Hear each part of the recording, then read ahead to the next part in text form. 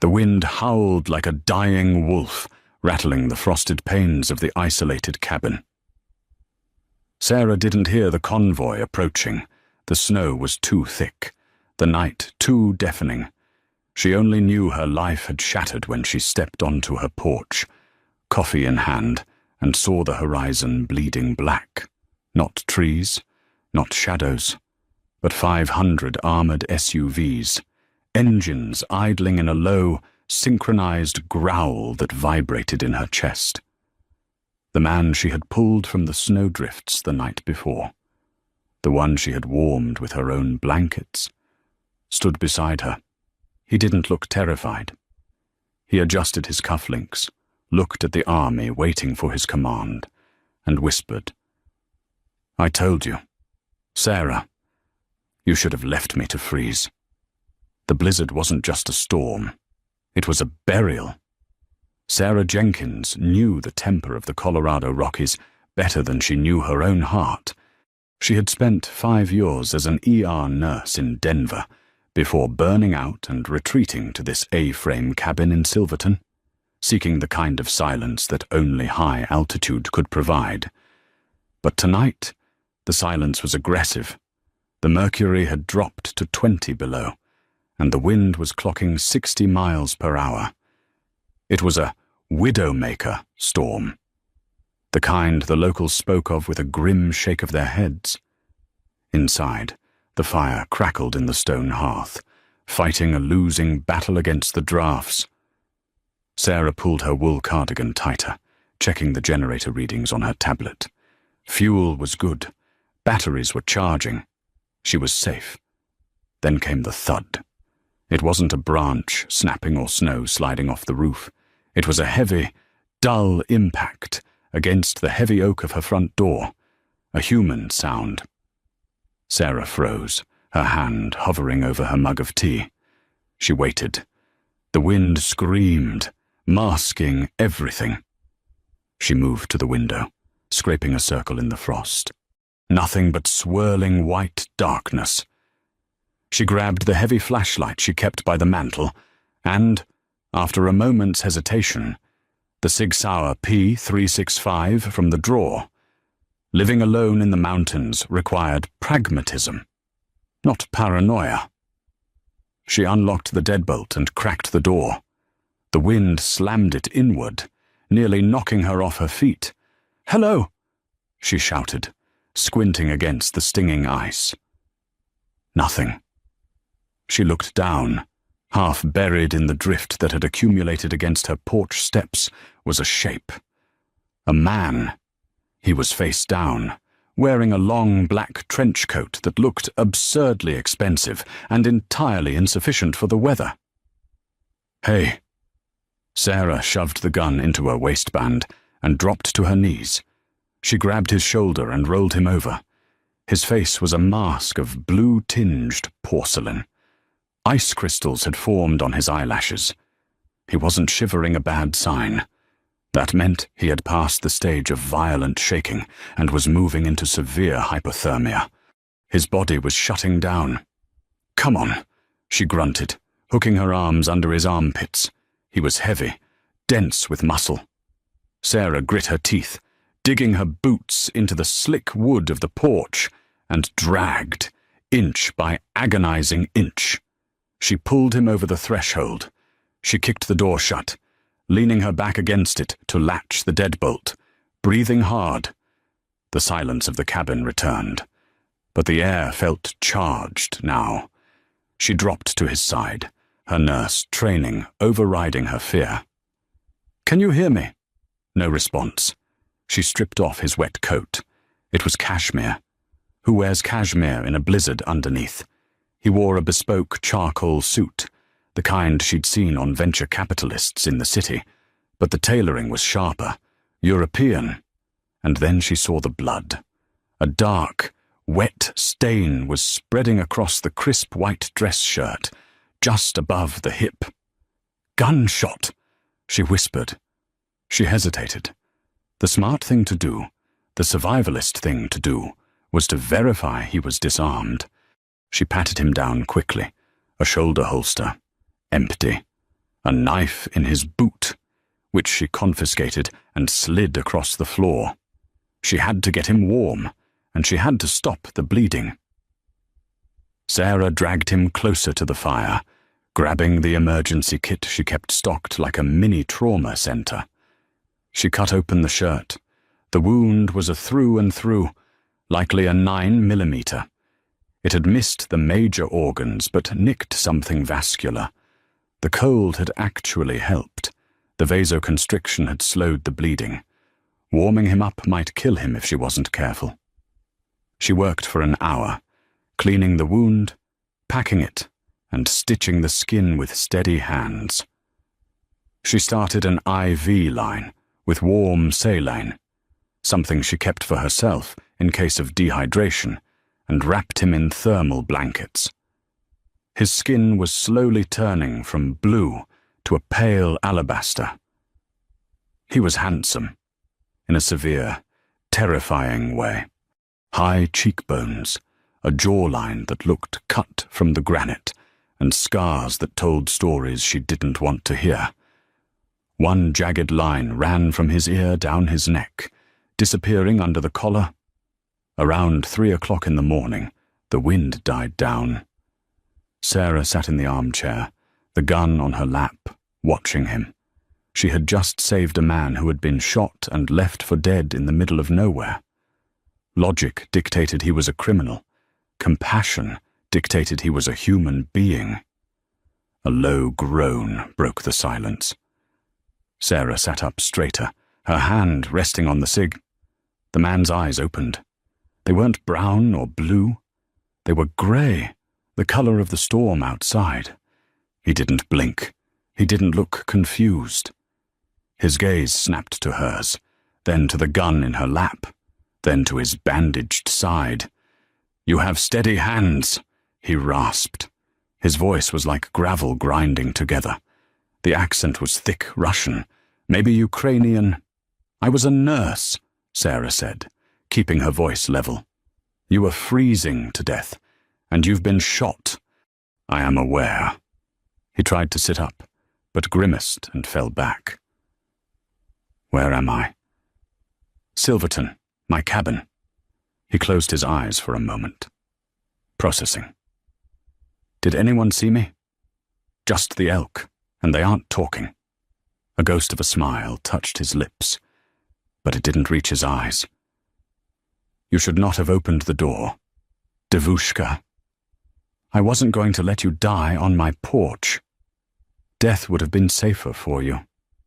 He looked at her again, and this time the intensity of his gaze made her shiver, despite the fire. "My name is Nikolai." "Sarah." "Sarah." He tested the name. Rolling the R. "Do you have a phone?" "Landline is down. Cell towers are likely frozen. We're cut off until the plows come through.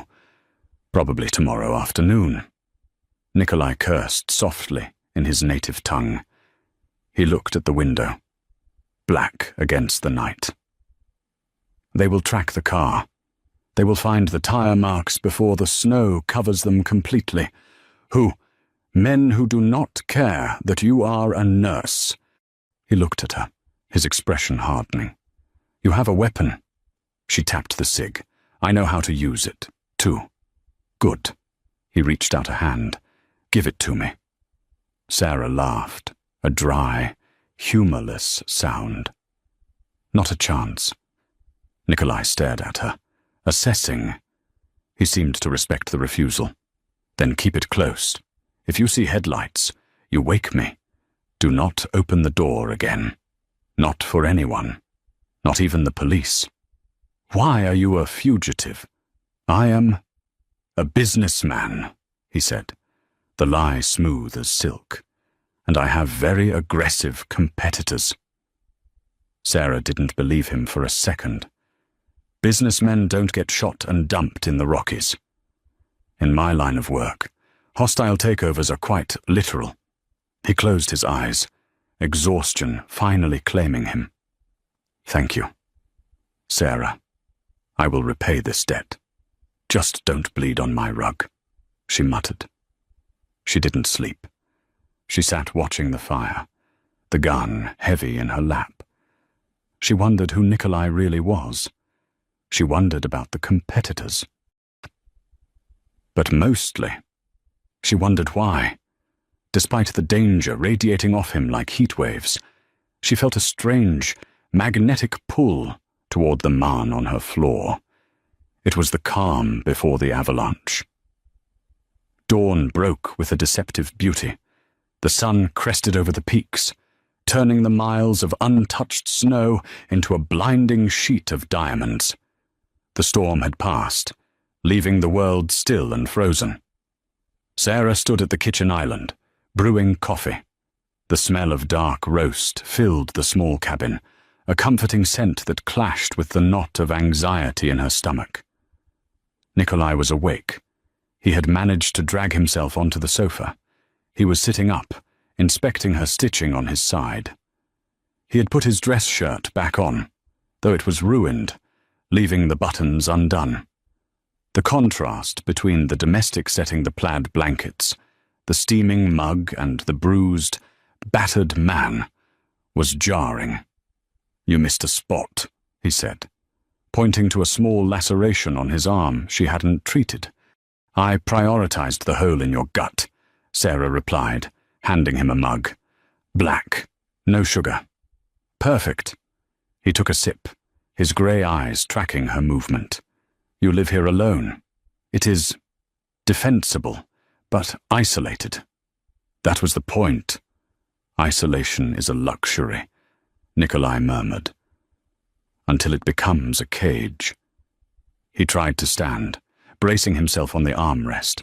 Sarah moved instinctively to help him, but he held up a hand. "I must stand. I need to see the perimeter." He limped to the window. He stood there for a long time, scanning the tree line. The tension in his shoulders was palpable. He looked like a caged tiger, wounded, but still lethal. "My car," he said. "It is in the ravine, 2 miles east. I crashed." "I figured. My phone is in it. It has an encrypted locator. So your people are coming, or my enemies. It depends on who hacks the signal first." He turned to her. "Sarah, you must leave. Take your snowmobile, I saw it in the shed. Go to the town. I can't just leave you here. If Bratva finds me, they will extract me. If the Volkov dissidents find me, they will burn this cabin to the ground with us inside. Bratva, the Brotherhood, the Russian mob." Sarah felt the blood drain from her face. She had suspected, but hearing it said aloud was different. It turned her suspicion into a death sentence. "You're the boss," she whispered. It wasn't a question. "I am the Pakan," Nikolai corrected. "The head. And right now, there is a coup." Sarah set her mug down. Her hands were trembling. "I need to get my keys." "Yes. Go." She turned to the hallway, grabbing her parka. But as she reached for the door handle, a sound stopped her. A low drone, distant but growing louder. It wasn't a car. It was too rhythmic. "Chopper," Nikolai said, his voice dropping an octave.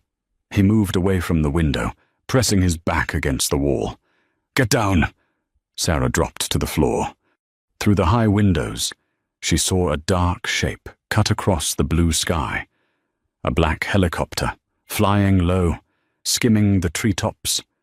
It circled the cabin once, then twice. "Is it yours?" she asked, her voice shaking. Nikolai peered through the edge of the curtain. No markings, private charter. He checked the magazine of the pistol she had refused to give him. He must have swiped it when she was making coffee. "Hey, I borrowed it," he said calmly.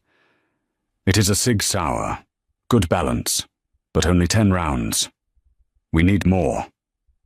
I don't have an armory. I have a shotgun in the closet. Get it." The helicopter hovered, the downdraft kicking up a blinding cloud of snow. It didn't land. The terrain was too rough. Instead, it banked and flew east toward the ravine, toward his crashed car. "They are confirming the kill," Nikolai said. "They found the car empty. They are looking for footprints." "The snow from last night covered them," Sarah said, hoping. "They are professionals. They will use thermal imaging." Nikolai looked at her. "We have maybe 20 minutes before ground teams arrive. We cannot outrun them in the snow." He looked around the cabin, his eyes landing on the trap door to the root cellar. "Does that have an exit?" "No, it's just a pantry." "Good. It is underground. Thermal won't pick us up." He grabbed her arm. "We go down. Now." "And then what?" "We wait to starve. We wait for the cavalry." Nikolai's face was grim. "My head of security. Victor, he is efficient. If the beacon was active, he knows. The race is between Victor and the men who want my head." Sarah grabbed the shotgun and a box of shells. They descended into the cold, damp darkness of the root cellar. Nikolai pulled the rug over the trap door from below, leaving them in pitch blackness. For hours, they sat in the dark, huddled together for warmth. The smell of earth and potatoes was overwhelming. "Why are they doing this?" Sarah asked in the dark. "Power," Nikolai said simply. "My uncle, Dmitri, he believes I am too soft, because I refused to traffic in women and children.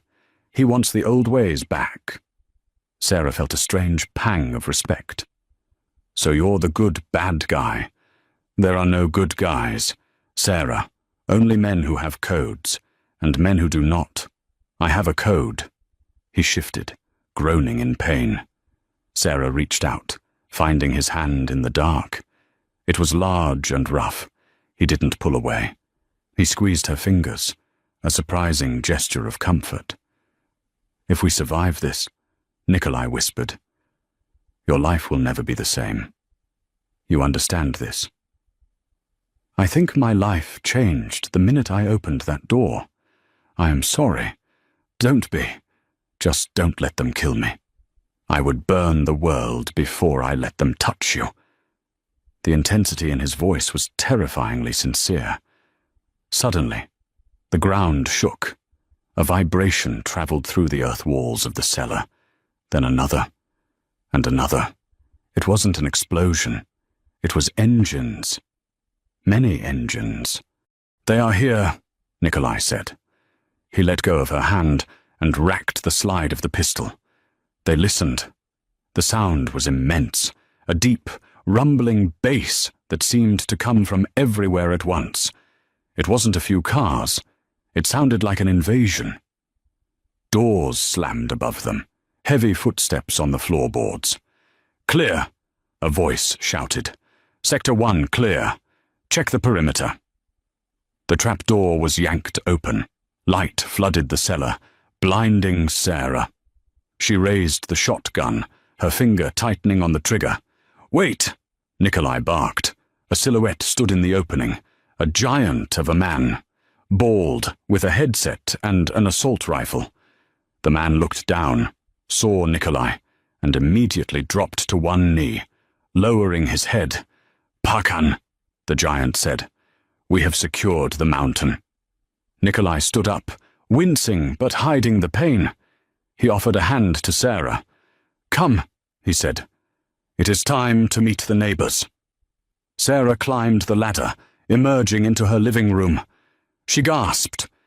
Her cozy cabin was filled with men in tactical gear, but it was when she looked out the window that her breath truly hitched. The white snow was gone, covered by black metal. Sarah Jenkins stepped onto her porch, the wood groaning under the weight of the snow and the tension of the moment. Her breath hitched, turning into a white plume in the frigid air. She had expected a car, maybe two, a getaway vehicle for the wounded man she had stitched up on her living room rug. What she saw instead was an occupation. The narrow mountain road, usually treacherous and empty this time of year, was a river of black steel, bumper to bumper, extending as far as the eye could see around the bend of the pass. Were Mercedes-Benz G-Wagons, matte black, armored. The windows were tinted so dark they looked like voids in reality. There were hundreds of them, 500 SUVs, engines idling in a low, synchronized rumble that vibrated through the soles of Sarah's boots. It wasn't just a rescue party. It was a show of force that rivaled a small nation's military. Men in tactical gear, grey urban camouflage, balaclavas, and assault rifles slung across their chests stood at attention by the vehicles. They were statues, unmoving in the biting cold, their eyes fixed on the cabin. "My God," Sarah whispered. She lowered the shotgun, realizing how ridiculous it looked against this battalion. "Who are you?" Nikolai limped out behind her. He had cleaned the blood from his face, buttoned his ruined coat, and despite the limp, he walked with the arrogance of a king surveying his kingdom. "I told you," Nikolai said, his voice raspy but commanding. "I am a businessman." A man separated himself from the formation near the lead vehicle. He was massive, a mountain of a human being with a shaved head and a scar that bisected his left eyebrow. He moved with terrifying speed for his size, crunching through the snow to the porch. "Nikolai Alexandrovich," the giant rumbled, bowing his head slightly. "We feared the worst when the beacon went dark. The battery died." "Victor," Nikolai said, dismissing the concern with a wave of his hand. "Report." "Dmitri's men have locked down the city. They have bought the police chief in Denver. But the mountains belong to us." Victor's eyes shifted to Sarah. They were cold, assessing, like a reptile deciding if something was food or a threat. And the civilian, "She is the reason I am standing," Nikolai said sharply. "She is under my protection. Do svidania to anyone who looks at her wrong." Victor nodded once, a sharp, military jerk of the chin. "Understood. We move in 5. The weather is turning again." Nikolai turned to Sarah. The adrenaline that had kept him upright was fading. She could see the grey pallor returning to his cheeks. "Sarah, get your things. Essentials only." "My things." Sarah took a step back, her hand tightening on the porch railing. "No. No way. You have your army. You have your ride. I'm staying here. I have a shift at the clinic on Tuesday." Nikolai looked at her, and for a second, the mask of the ruthless Pacan slipped. He looked genuinely regretful. "Sarah, look at them." He gestured to the army of men. "Do you think my uncle, the man who put a bullet in me, will care that you are just a nurse? You touched me. You saved me. In their eyes, you are now a collaborator. If I leave you here, you will be dead by sunset." The wind howled through the pines, punctuating his sentence. Sarah looked at the convoy, then back at her cabin, her sanctuary. She realized with a sinking heart that he was right. The anonymity she had cultivated for 5 years was gone, shattered by a single act of kindness. "I have a cat," she said stupidly. "Barnaby. Victor." Nikolai barked without looking away from her. "Find the cat." "Yes, boss." 10 minutes later, Sarah sat in the back of the lead G-Wagon. The interior smelled of rich leather and gun oil. Barnaby, her grumpy tabby, was hissing inside a travel carrier on the seat next to her. Nikolai sat opposite her, his leg extended, an IV drip administered by a combat medic who had appeared from one of the trucks hanging from the grab handle above him. "Where are we going?" Sarah asked, as the convoy began to move, a slow, serpentine beast winding down the mountain. "The Iron Estate," Nikolai said, closing his eyes. "My home. It is safe there." "Is it?" Sarah challenged. "You got shot." "I was shot because I left the estate," he murmured, his voice fading as the pain medication kicked in. "I went to a meeting I should have skipped. A peace offering. Never trust a man who brings flowers with one hand and hides the other behind his back." The drive was a blur of white snow and black asphalt.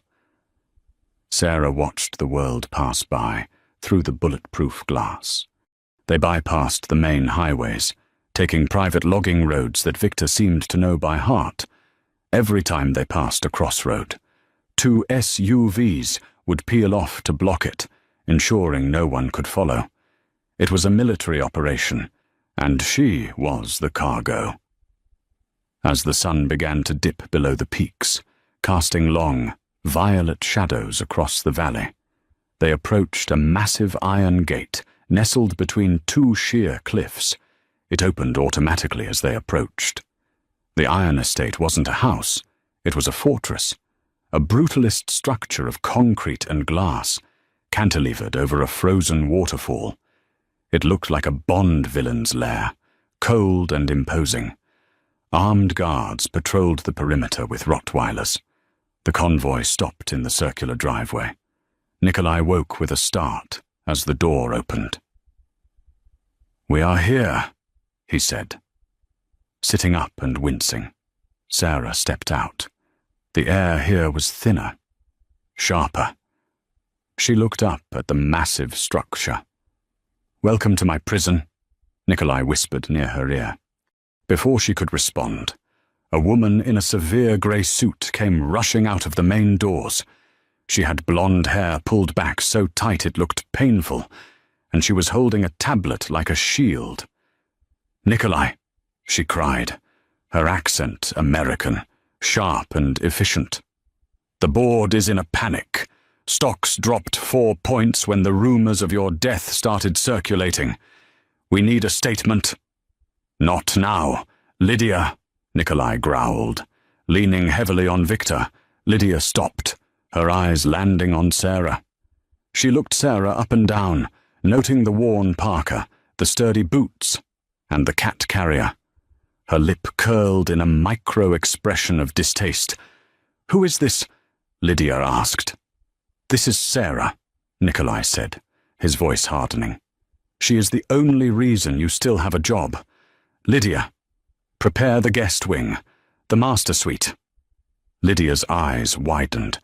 "The master suite. But that's adjoining yours. That is reserved for—" "Do I look like I am negotiating?" Nikolai snapped. "No, sir." Lydia tapped something on her tablet, her face returning to a mask of professional indifference. "Right away." As they walked into the cavernous foyer, with its marble floors and towering art installations, Sarah felt a chill that had nothing to do with the winter. She caught Lydia watching her, and in that look, she saw something dangerous. It wasn't just jealousy, it was calculation. Sarah tightened her grip on the cat carrier. She had survived the blizzard. She had survived the gunman. But surviving the politics of the Volkov family might be the hardest thing she'd ever have to do. The master guest suite was larger than Sarah's entire cabin. It had floor-to-ceiling windows overlooking the frozen waterfall, a fireplace large enough to roast a pig, and a bed with sheets that felt like woven clouds. But the door locked from the outside. Sarah discovered this an hour after settling in. She had tried to leave to find the kitchen, only to find the handle immovable. When she knocked, a guard politely informed her that, for her safety, movement is restricted to the East Wing. She was a prisoner, a pampered, well-fed prisoner, but a prisoner nonetheless. 2 days passed. Sarah spent them pacing the room, watching the guards patrol the grounds below, and worrying about her job at the clinic. She had no phone, Victor had confiscated it to prevent tracking, and the TV only played pre-selected movies. On the third night, the lock clicked. Sarah sat up in bed, clutching a heavy brass lamp she had moved to the nightstand. The door opened, and Nikolai walked in. He looked better. The grey pallor was gone, replaced by a healthy, if pale, complexion. He wore a black silk dressing gown, and he was moving with less of a limp. "Put the lamp down, Sarah," he said softly. "I am not here to hurt you." "You locked me in," she accused, lowering the lamp but not letting go. "You stole my phone. I secured you," he corrected. He walked to the fireplace and threw a log on the dying embers. "Dmitri has put a bounty on my head. $5 million. Do you know what kind of people that kind of money attracts if you stepped outside this gate? You would be snatched in 10 minutes to be used as leverage against me. So I'm stuck here forever. Until I kill him," Nikolai said. The statement was so matter-of-fact, it chilled her. "Once Dmitri is handled, you are free. I will give you a new identity. Money. Anywhere you want to go. And if I want to go back to my cabin, that life is dead. Sarah, I am sorry." He turned to face her. The firelight danced in his grey eyes, softening them. "I came to ask a favor. A favor. You have an army of staff. I have employees. I do not have anyone I trust with this." He undid the sash of his robe, letting it fall open to reveal his chest. The bandage she had applied in the cabin was still there, but it was soaked through with fresh blood. "Your doctors didn't change it." "I didn't let them," Nikolai admitted. "One of them. I saw him texting when he thought I was asleep. He is in the holding cells now, but I do not trust the others to be close enough to stick a needle in me or use a scalpel." Paranoia. It was the air he breathed. "Sit down." Sarah sighed, her nurse's instinct overriding her anger. She fetched the medical kit she had found in the bathroom, which was better stocked than her clinic, and knelt beside him. She peeled back the dressing. The wound was angry, red around the edges, but healing. He had torn a stitch, likely from moving too much. "This is going to sting," she warned, dabbing it with antiseptic. Nikolai didn't flinch. He watched her face, his gaze intense and unreadable. "Why did you become a nurse?" he asked suddenly. "My brother," Sarah said, focusing on her hands. "He was an addict, overdosed when I was 20. I couldn't save him. I thought, if I learned how to fix people, maybe I could make up for it." "We all have ghosts," Nikolai said. "My father was the Pakan before me. He was a cruel man. He taught me that fear is the only currency that matters. I spent my life trying to prove him wrong, trying to build a legitimate empire, shipping, tech, real estate. But you're still a gangster. I am a stabilizer. Without me, the clans go to war. Innocent people die in the crossfire. I keep the monsters on a leash," he hissed as she tightened a new stitch. "You have a gentle touch, Sarah, but you are strong. I saw how you handled the shotgun. I grew up in Texas. My dad taught me to shoot before I could ride a bike." "Good." He reached out, his hand covering hers. His skin was hot. "You may need those skills again." The atmosphere in the room shifted. It became heavy, charged with a sudden, undeniable electricity. Sarah looked up, locking eyes with him. He was dangerous, complicated, and undoubtedly a criminal. But in the firelight, with his defenses down, he was also compelling. "Nikolai," she whispered, "what happens when the war is over? Then we see if there is anything left of us to save he said. He leaned in. Sarah didn't pull away. His lips brushed hers, tentative at first, asking for permission, then firmer, tasting of scotch and danger. It was a kiss that tasted of desperation, of two people on the edge of a cliff. A sharp knock on the door shattered the moment. Nikolai pulled back instantly, the mask slamming back into place. He stood up, tying his robe tight. "Enter!" he barked. It was Victor. He looked grim. He didn't even glance at Sarah. "Boss, we have a problem." "What is it?" "We found the leak. It wasn't the doctor." "Who?" "It's Lydia," Victor said. "She's gone. She took the encrypted hard drives, and she disabled the perimeter sensors on her way out." Nikolai's face went white. "The sensors are down." "Completely. We are blind." As if on cue, the lights in the room flickered and died. The emergency sirens began to wail a low, mournful sound that echoed through the concrete fortress. "They are here," Nikolai said in the darkness. The darkness was absolute for 3 seconds before the red emergency lights bathed the room in the color of blood. "Sarah, get down!" Nikolai roared. Crack! The floor-to-ceiling window overlooking the waterfall exploded inward. Glass shards sprayed across the room like diamond shrapnel. A grappling hook clattered onto the hardwood floor, followed immediately by 2 dark shapes swinging in from the roof. Nikolai didn't hesitate. He grabbed the heavy brass lamp Sarah had held earlier and hurled it. It connected with the first intruder's head with a sickening crunch, sending him tumbling back out the window to the rocks below. The second intruder raised a silenced submachine gun. Sarah scrambled off the bed, diving behind the heavy oak dresser. Bullets chewed up the mattress where she had been sitting seconds ago. Feathers exploded into the air, drifting down in the red light like bloody snow. Bang, bang. 2 deafening shots rang out from the doorway. Victor stood there, a Desert Eagle smoking in his hand.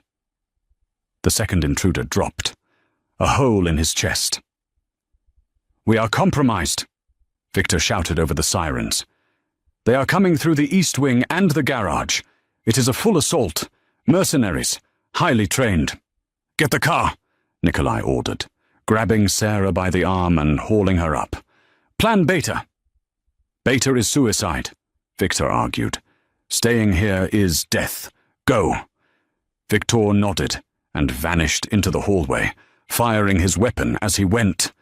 Nikolai dragged Sarah toward the door. "Stay behind me. If I fall, you take my gun and you keep running. Do not stop. Do not look back." "I'm not leaving you," Sarah yelled, her ears ringing. "You are stubborn," Nikolai grunted, checking the hallway. "I like it." They sprinted down the corridor. The estate, once a silent palace, was now a war zone. The sound of automatic fire echoed off the marble walls. Smoke was filling the air. They reached the grand staircase. Below, in the foyer, chaos reigned. Nikolai's security team was engaged in a firefight with men wearing white winter tactical gear. The intruders were pushing forward, using flashbang grenades. "We can't go down," Sarah said, coughing in the acrid smoke. "Service elevator," Nikolai said. He kicked open a panel in the wall, revealing a hidden lift. He shoved Sarah inside and punched a code. The doors slid shut just as bullets pockmarked the wall where they had been standing. The elevator descended rapidly, bypassing the ground floor and going deep underground. "Where does this go?" Sarah asked, clutching Nikolai's arm. He was bleeding again. The exertion had ripped her fresh stitches. "The vault," he said. And the escape tunnel. The doors opened into a cold, concrete bunker. It was lined with racks of servers and shelves of gold bars, Nikolai's backup fortune. But he ignored the money. He went to a weapon rack, Grabbing an assault rifle and a tactical vest, he threw a lighter vest to Sarah. "Put it on." "Nikolai, you're bleeding out," Sarah said, trying to press her hand against his side.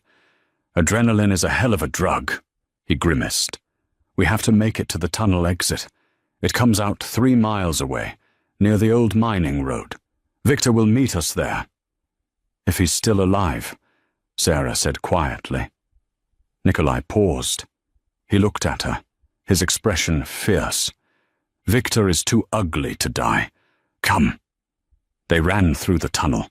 It was damp, narrow, and smelled of mold.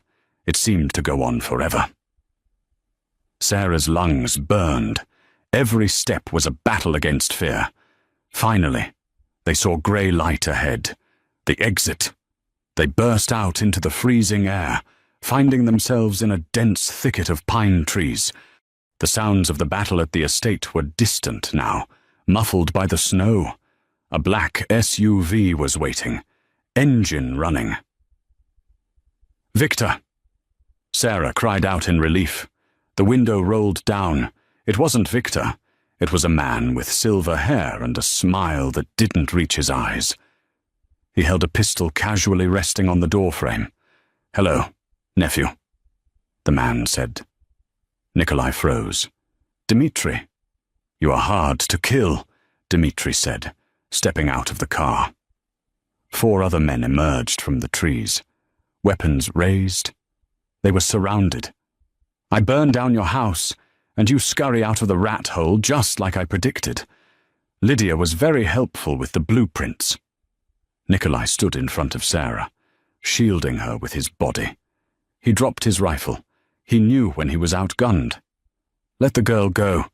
Dmitri," Nikolai said calmly. "This is family business. She is nobody." Dmitri looked at Sarah. He laughed, a dry, rasping sound. "Nobody. She is the nurse who stitched you up, the one you brought into your home, the one you look at with sentiment."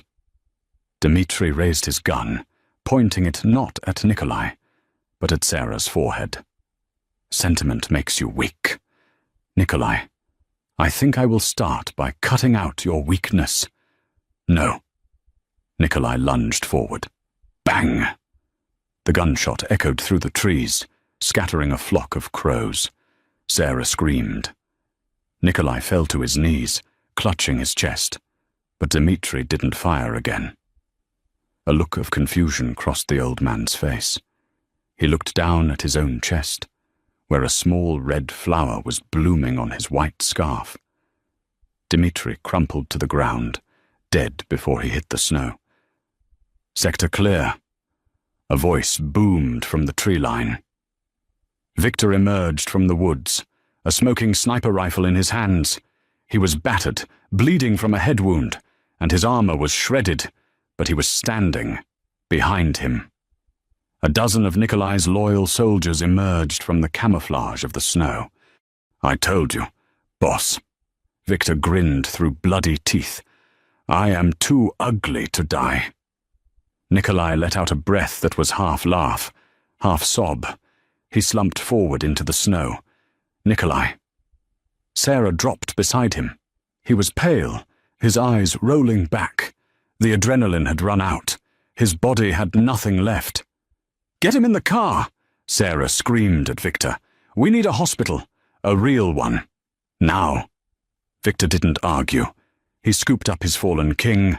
As they sped away, leaving the bodies of the traitors in the snow, Sarah held Nikolai's hand, pressing her fingers against his fading pulse. "Don't you dare," she whispered fiercely. "Don't you dare die on me now. You son of a bitch!" The war for the Empire was won, but the battle for Nikolai's life had just begun. And Sarah knew, with terrifying clarity, that if he died, a part of her would die with him. She was no longer just a nurse. She was part of the family now, and the family protected its own. The drive to Denver was a blur of motion and terror. The black SUV, driven by a bleeding but stoic Victor, tore down the mountain passes at speeds that defied physics. Behind them, the remnants of the convoy, those loyal soldiers who had survived the ambush at the estate, formed a phalanx of steel, a rolling shield wall protecting their fallen king. Inside the cabin, the air was thick with the copper scent of blood. Nikolai was drifting in and out of consciousness. His hand, cold and clammy, gripped Sarah's with a desperation that broke her heart. "Sarah," he murmured, his eyes unfocused, staring at the roof of the car. "The accounts?" "Lydia." "Shh," Sarah whispered, pressing a compress against his chest. "Don't talk about money. Nikolai, just breathe." She took the clean money. He wheezed, a cough racking his body that brought up flecks of red foam. "I have nothing to give you."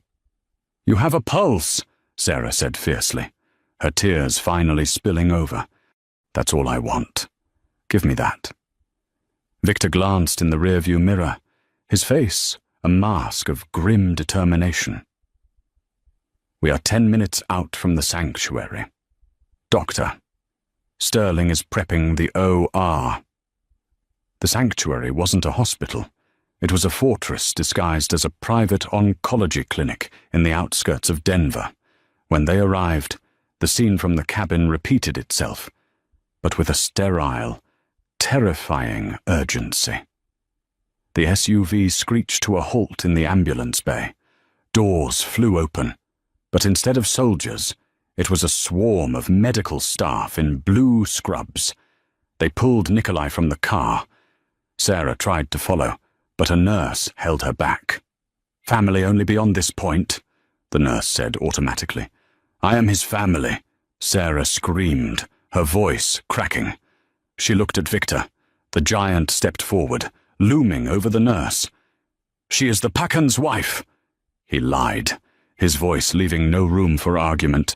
"She goes where he goes." The nurse paled and stepped aside. Sarah ran. She ran alongside the gurney as they wheeled Nikolai through the double doors, down the blindingly white corridors. He was pale, his skin translucent under the harsh fluorescent lights. "BP is crashing 60/40. A doctor shouted, "Doctor! Sterling!" He was a balding man with wire-rimmed glasses and the arrogance of a god. "Get him intubated. Where is the blood bank? We need O negative. Stat." They reached the operating theatre. Sterling turned to Sarah. "You stay here."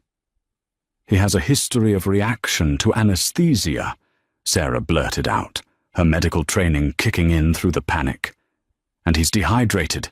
You need to adjust the dosage or you'll stop his heart." Sterling sneered. "I have treated the Volkov family for 20 years.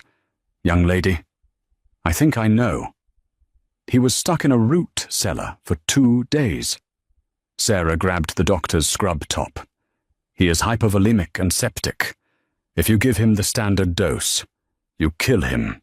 Do you want to explain to that army outside why the boss is dead?"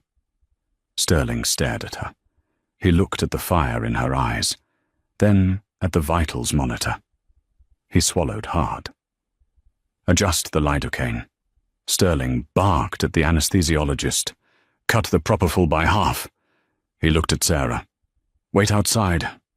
The doors swung shut, severing her from him. The silence that followed was worse than the gunfire. Sarah collapsed into a plastic chair in the waiting room. Her clothes were stained with Nikolai's blood. Her hands were shaking uncontrollably. Victor sat opposite her. He had refused medical attention for his head wound, simply wrapping a bandage around it. He sat like a stone golem, his assault rifle resting across his knees, staring at the elevator doors. "He is strong," Victor said after an hour of silence. "He survived the Gulag when he was 16. He survived the car bomb in Moscow in 09. He will survive this." "He thinks he's broke," Sarah said quietly. "He said Lydia took the clean money." Victor's jaw tightened. "Lydia is a rat. Rats eat the grain and leave the filth. She emptied the operational accounts, the liquid assets. It is a significant blow. The Empire runs on cash flow. Without it, the wolves will come. Let them come, Sarah said, surprised by the venom in her own voice. We'll handle them. Victor looked at her, really looked at her, for the first time since the cabin. A slow, respectful nod followed. You speak like a Volkov. Hours turned into an eternity. The sun rose and set. Sarah drank stale coffee and paced. She watched the news on the mounted TV reports of a gang-related shootout at a remote estate, the police baffled by the military precision of the attack. Finally, at 4 a.m., the doors opened. Doctor. Sterling walked out. He looked exhausted. He pulled off his surgical cap. Sarah stood up, her heart hammering against her ribs. He made it, Sterling said. Sarah let out a sob, her legs giving way. Victor caught her before she hit the floor. It was close, Sterling admitted, wiping his glasses. The sepsis was setting in, and you were right about the anesthesia. His heart fluttered twice. If we had given him the full dose. He trailed off, looking at Sarah with a grudging respect. You saved his life. Again. Can I see him? He is in the ICU. He will be out for a few days. Coma induced to let the body heal. Go. Sit with him. He seems to sense when you are there. Sarah walked into the ICU room. It was dimly lit, filled with the rhythmic beeping of machinery. Nikolai lay in the bed, a tangle of tubes and wires connecting him to the world of the living. He looked small without his suit, without his bravado. Just a man. She pulled a chair to the bedside. She took his hand, careful of the IV lines. I'm here, she whispered. I'm not going anywhere. For 3 days. She didn't leave. She slept in the chair. She ate whatever Victor brought her. She talked to Nikolai, reading him the news, telling him stories about her childhood in Texas, about the elk in the mountains, about anything to keep his mind anchored to reality. On the 4th morning, the rhythm of his breathing changed. Sarah woke with a start. Nikolai's eyes were open. They were glassy, drugged. But they were looking at her. He tried to speak, but the ventilator tube stopped him. He panicked, his heart rate spiking on the monitor. Shh, shh, Sarah soothed, stroking his hair. You're safe. You're in Denver. The tube has to stay for a bit. Just breathe. He stared at her, his grey eyes searching her face. He squeezed her hand weakly. Later that day, after they extubated him, his voice was a raw whisper. Sarah. I'm here. Why? He coughed, wincing in pain. Why stay? I told you the money is gone. You idiot, Sarah said, pouring him a cup of ice chips. Do you think I dragged you through a blizzard for a paycheck? I have enemies, he rasped. More now. I cannot pay the armies. I cannot pay the bribes. The vultures. They will circle. Then we shoot the vultures, Sarah said calmly. Nikolai looked at her. A weak, crooked smile tugged at the corner of his mouth. You are terrifying. I learned from the best. Victor. He is outside. He hasn't slept in 4 days either. He's been coordinating with your captains. He says the loyalty is holding, for now. But they need to see you. They need to see strength, Nikolai corrected. He tried to sit up, groaning. Help me up. Absolutely not.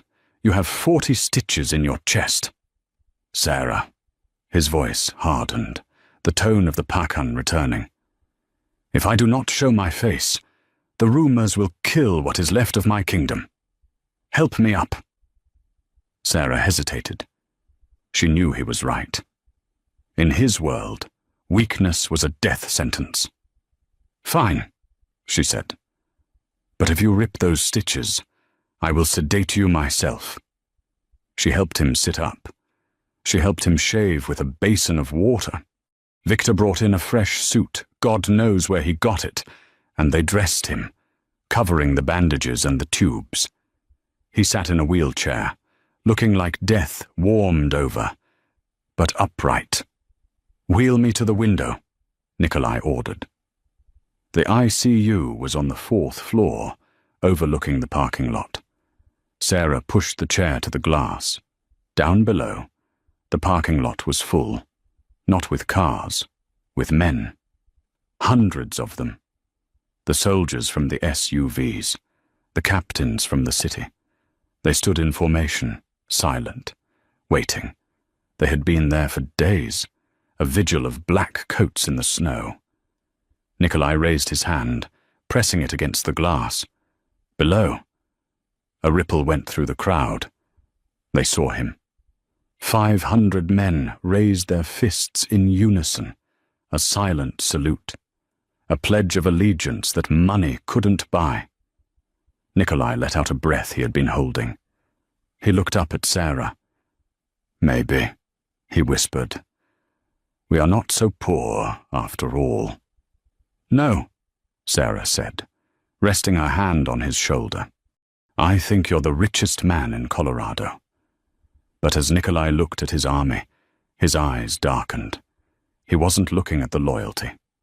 He was looking at the future.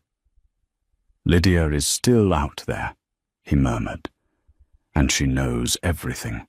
The codes, the safe houses, the routes." "So what do we do?" Sarah asked. Nikolai turned his head, kissing her hand. The gesture was tender, but his eyes were cold steel. "We hunt." 6 months later, the aspen twilight was purple and gold, casting long shadows across the terrace of the glass peak. It was a monstrosity of modern architecture, a fortress of steel and reinforced glass perched on a cliff edge that made the iron estate look like a cottage. Sarah Jenkins, no. Sarah Volkov stood at the railing, sipping champagne. She wore a backless emerald gown that cost more than her nursing school tuition. Her hair, once messy and practical, was styled in sleek waves, but her eyes were the same. Watchful, alert. She heard the footsteps before she saw him. Nikolai walked onto the terrace. He moved with a predatory grace now, the limp from the gunshot wound entirely gone. He wore a tuxedo, the bow tie undone, hanging loose around his neck. "The guests are asking for the hostess," he said, coming up behind her and wrapping his arms around her waist. He buried his face in the crook of her neck, inhaling her scent. "Let them wait," Sarah said, leaning back into him. "Senator Reynolds is boring me. He keeps trying to ask about the import-export logistics." "Reynolds is a fool," Nikolai murmured. "But his vote on the zoning committee is useful. Be nice to him for another hour, and I will let you shoot clay pigeons off the roof tomorrow. Promise. I never break a promise to you. Dusha moja." Sarah turned in his arms. He looked healthy. Better than healthy. He looked powerful. The last 6 months had been a whirlwind of violence and reconstruction. They hadn't just hunted Lydia. They had obliterated the network that supported her. Victor had found her in a penthouse in Zurich, trying to sell the encrypted files to the Albanian mob. Victor didn't kill her. That wasn't the Volkov way. He had simply retrieved the files, emptied the accounts back into Nikolai's control, and left her there with the Albanians, informing them that she had tried to sell them fake data. The problem sorted itself out. With the traitor gone and the war chest recovered, Nikolai had solidified his grip. But things had changed. He had changed. He had kept his word. He had legitimized 50% of the business. The drug routes were gone. replaced by high-end cybersecurity contracts and real estate development. He was still a gangster, still dangerous, but he was building a legacy that didn't require looking over his shoulder every second. And Sarah, she wasn't just the nurse anymore. She was the gatekeeper. She managed the charitable foundation that washed the reputation of the family. She sat in meetings. She vetted the associates. She had learned that healing people and controlling people weren't so different. Both required knowing where the pressure points were.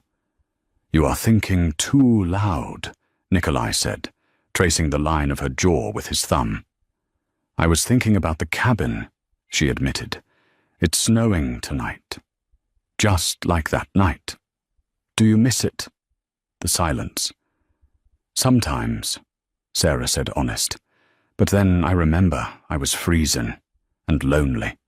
And now I'm warm." She smiled. "And definitely not lonely." Nikolai reached into his pocket. He pulled out a small velvet box. "I know we did the courthouse thing for legal reasons," he said, his voice dropping to that husky timbre that still made her knees weak. "To keep you from testifying, to get the spousal privilege. It was very romantic," Sarah teased, "signing papers in a basement next to a bail bondsman." "I want to do it right," Nikolai said. He opened the box. Inside wasn't a diamond. It was a ring made of dark, meteoric iron, with a single band of jagged platinum running through it. It looked like a mountain range. It looked like a scar. "My mother's ring," Nikolai said. "She told me to give it to the woman who could survive the storm. I waited 40 years. Sarah felt tears prick her eyes. She held out her hand. Nikolai slid the ring onto her finger. It was heavy. It felt like an anchor. "I love you, Nikolai," she whispered. "I worship you." "Sarah," he replied. He kissed her, deep and slow, oblivious to the party inside, oblivious to the guards watching from the perimeter. Suddenly, a low rumble shook the glass beneath their feet. Sarah pulled back, her hand instinctively going to the small pistol strapped to her thigh under the gown. Old habits died hard. "Relax," Nikolai said, smiling against her lips. "Look down." Sarah looked over the railing. Winding up the long, heated driveway of the glass peak was a convoy. 500 black SUVs. They weren't coming for war. They were coming for the celebration, the annual shareholders' meeting, as Nikolai called it, the gathering of the clans. But this time, the lead car wasn't Nikolai's. It was pink. Sarah burst out laughing. "You didn't... I told you." Nikolai grinned, looking down at the customized G-Wagon. "I bought it for you. Victor was very upset about the paint job. He said it intimidates no one. I told him he was wrong. It's hideous." Sarah laughed, wiping a tear. "I love it. Happy anniversary." "Sarah." They stood there, the king and queen of the Rockies, watching their Iron Legion assemble below. The snow began to fall harder, swirling around the glass tower. Sarah thought back to that night in the cabin. The fear, the cold, the stranger bleeding on her rug. She had opened the door to a monster and found a man. She had sheltered a storm and found a home. "Shall we go down?" Nikolai offered his arm. "Your army awaits." Sarah took his arm, the iron ring cold and solid against her skin. She looked at the convoy, then back at the man who would burn the world for her. "Let's go," she said. "I think Victor needs to see me drive that pink tank." They walked back inside, leaving the cold behind, stepping into the warmth and the light, ready to rule the world they had built from the ashes of the snow. What a ride, right from a lonely cabin in a blizzard to the top of a criminal empire.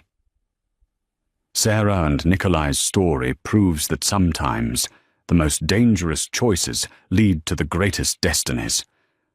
Who knew a single act of kindness could launch a war and build a kingdom? If you enjoyed this twisty, intense mafia romance, please smash that like button. It really helps the channel grow. Don't forget to subscribe and hit the bell icon so you never miss a story. What would you do if 500 SUVs showed up at your door? Let me know in the comments below. Thanks for watching, and I'll see you in the next story.